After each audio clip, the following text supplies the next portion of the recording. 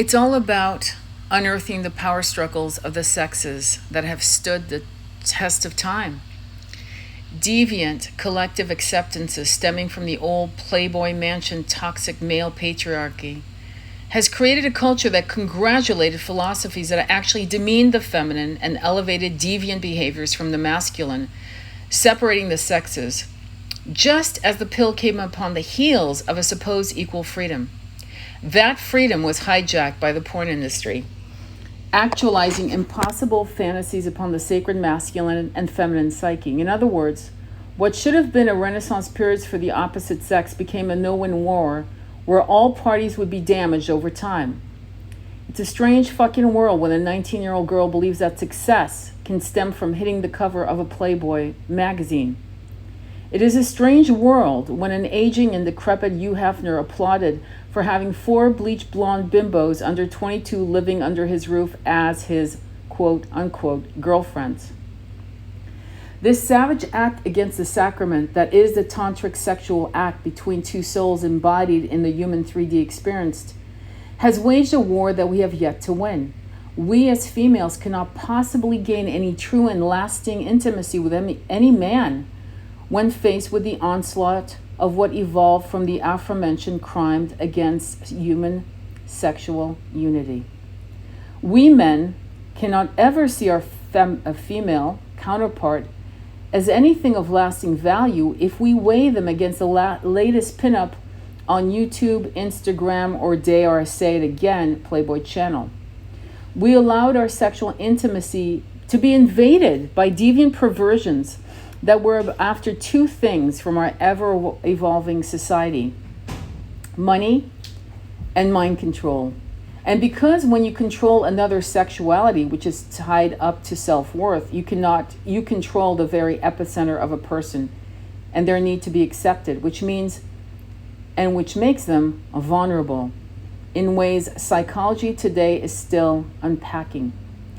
Dr. Freud had no idea of the shit show that would lay siege to the populace of the 20th century, spilling into the 21st century.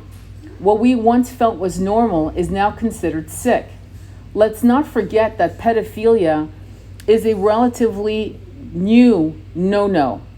Yes, for quite some centuries, pedophilia, pedastry was considered normal, in fact acceptable, in fact much desired. So the whole goal of our sexual evolution, is to join the sexes in true unity, in lasting love. But to do so, the ticket price may sound steep.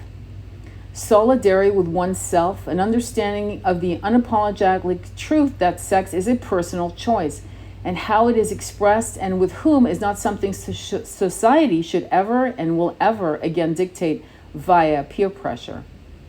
There are books today written by the so-called scholars who claim that we are people who are wired for polyamory.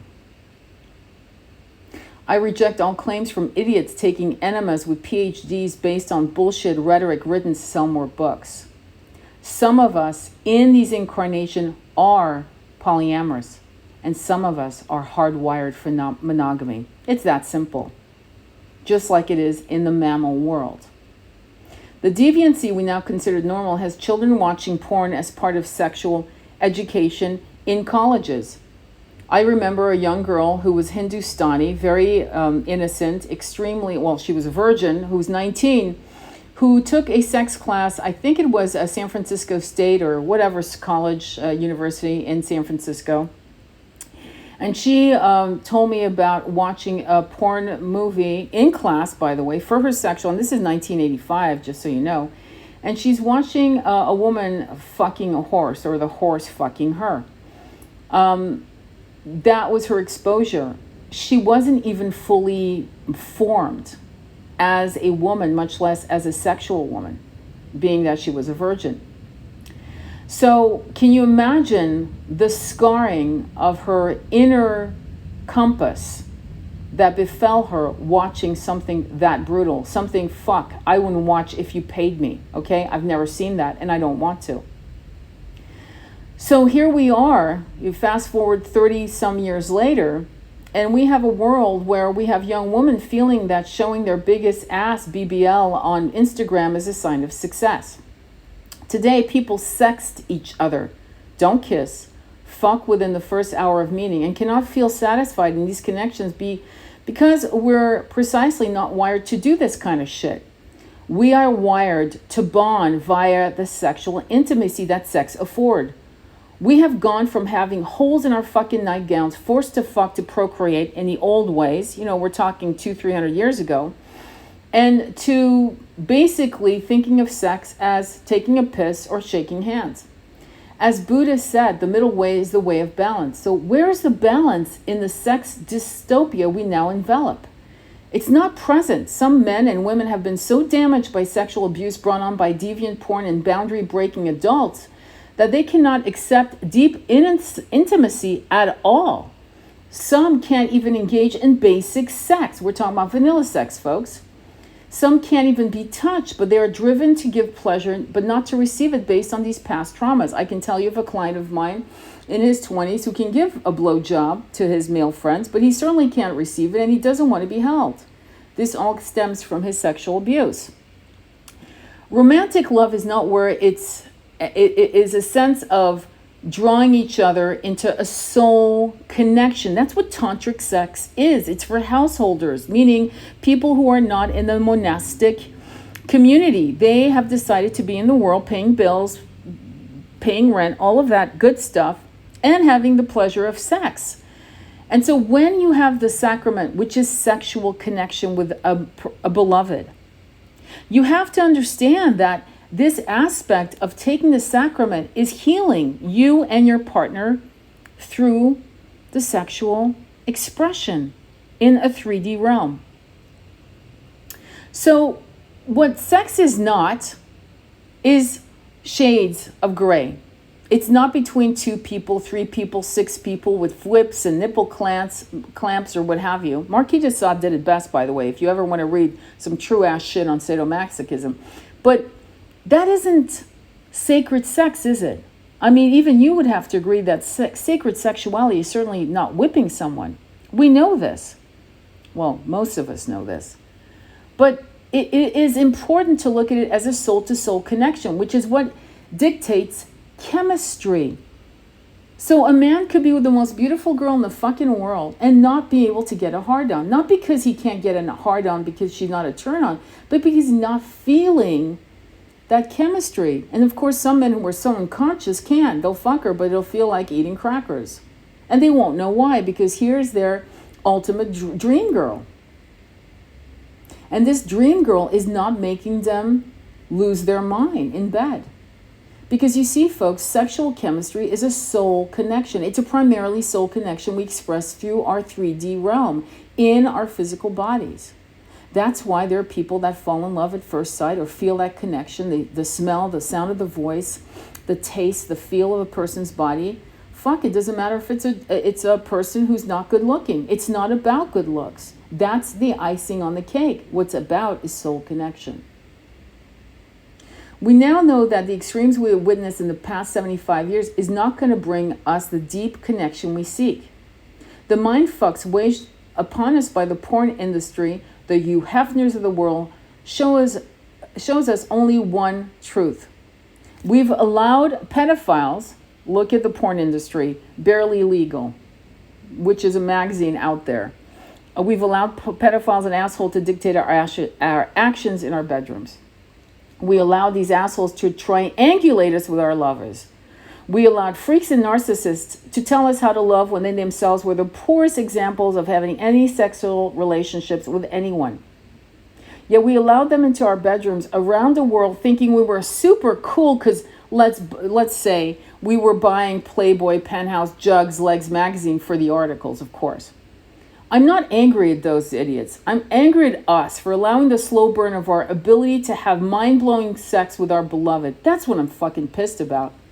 Sex is not like taking a shit. It's not expandable. The more outside of your own personal boundary you go, the less likely you can ever go back to your true self. My own father said, don't go too far in the realm of freak zone because then you'll never come back. Because you see, folks, when you wire your brain for certain sexual pleasures, you're pretty much fucked. And you need to, and I mean that literally and figuratively, meaning you can't go back to the old you, because once you've gone into being turned on and having orgasms over things that you think is just a taste, it's kind of like heroin. Very few of us can go back to the old default button of who we are. That means if you're going to have a homosexual experience, a bisexual experience, a trisexual experience, whatever the fuck people call it, you're going to think you can go back, but you may not be able to, because you might hardwire yourself. And that means you're going to have to do some serious backpedaling through the snow. So basically, what I'm proposing is that sexuality is a sacrament that tantric community once promised before it became hedonistic and before high-class call girls talked about offering tantric sex. I'm not, by the way, against sex workers. I actually admire them. I think we should have more respect for high-class call girls, but we don't because we don't understand it, excuse me. But what I will say to you is that at the end of the day, sexuality is something to take seriously, because they've even done studies, and I forgot where, but they found the DNA of men in mummies' brains, female mummies' brains. In other words, when you as a female have sex with a man, you take on his DNA and you store it literally like a chip in your brain. When you decide to lay down with a man or a woman, you've got to ask yourself, do I want to exemplify a piece of them? Do I want to get their vibration in my cell DNA memory? So for the slut community that thinks it's cool to fuck as many type of guys, women, people in whatever capacities, and to take it as a notch on their belt, for those women, I feel sorry for them, because they're taking on other people's some scars, impressions, karmic memory bank. This is not a joke. And what I don't understand is why people think that we've progressed sexually when we actually devolved. We have not evolved. And what I'm asking many of you to do is to sit within yourself in meditation. Ask yourself, why is it that I'm not in the kind of sexual relationship, intimate relationship that makes me feel whole, satisfied? Why am I looking? And for women and for men, you've all been men and women. You've all incarnated into these roles. So I've been a man. You've been a man. You've been a woman. I'm now a woman in this incarnation. What does that mean? It means that this is not about slinging mud. The Me Too movement had a good beginning, but then it became like a witch hunt, in my opinion. It's not about denigrating men. It's not about basically cutting the balls of our men. It's about us wholly healing ourselves in an organic way, in a loving way, because for all I know, for all you know, if you're a female listening to us, you and I will incarnate as men. So what we're trying to co-create is a world where there's a healthy balance between the sacred masculine and the sacred feminine. That's the end goal. It's not about talking shit. It's not by denigrating or using sex as a power tool. It's about coming into your own balance. And it's about saying yes to true intimacy. It's about long hours languorously spent in bed with your beloved. And if you're into polyamory and that's really how you're hardwired, God bless you, good, do it. But I don't want any PhD assholes telling me that we're all hardwired to it, because we're not. That's not how it works. Polyamory was used for many things. Harems were used as a sense of protection for women, because women had fucking nowhere to go. We had no rights. We couldn't own land. We couldn't own property. We couldn't own money. We couldn't inherit in certain parts of the world. But at some point, there was a time when the woman, the female, could own. See Cleopatra, Eleanor of Aquitaine. Those are good examples of two powerful women in the ancient worlds. But they were far between. And most of us were either relegated to a marriage or to a nunnery. And that was our choices, or whores. So at the end of the day, we're not there anymore. And we don't need to play this game. And we don't need to denigrate a man or savagely attack him because we're angry at men. We have to look back and say, what is it in me that's angry at my own masculine self? And men need to do the same, because there are a lot of angry men who actually detest women for whatever reason. and they have to ask themselves, what is it in me that needs to denigrate females? What's the female aspect in me that I can't stand? And you got to heal that. You've got to heal that. And when you heal that part and the two become balanced within yourself, the sacred masculine and the sacred feminine, then you can be in beautiful, perfect union. And I mean perfect, because even imperfect snowflakes are perfect in my view, I'm sure in your view. Imperfect trees, imperfect birds, imperfect women, imperfect men. There's a beauty in them because there's a vibration of life within them that pulses. So ultimately think about what you are and what you want to experience in this world, in this beautiful jewel called sacred intimacy, this beautiful jewel called the sacred sacrament of sexuality. Don't let people push you into a corner. Don't let a lover push you into a corner. Don't let society push you into a corner of saying suddenly you're bisexual when that's not who you are. But if it is, awesome. But don't be pushed into doing things, threesomes, foursomes, orgies, swapping, unless it's something you really know is your thing. See, that's my argument. Is it your thing? Or are you being turned out by a partner that you want to please? That's where self-love comes in. Because when you love yourself more than your partner on a healthy boundary level, you won't please them at your expense. You'll only please them because it pleases you. Think of Krishna and Radha. Think of the divine couples throughout time. It was an ebb and a flow. It was a balance of give and take. It was reciprocal. When you have to burn your soul at the altar of your love for a beloved to do something that doesn't generate your own gratification, your own self-love, then you are burning yourself at the altar of your own destruction. Namaste.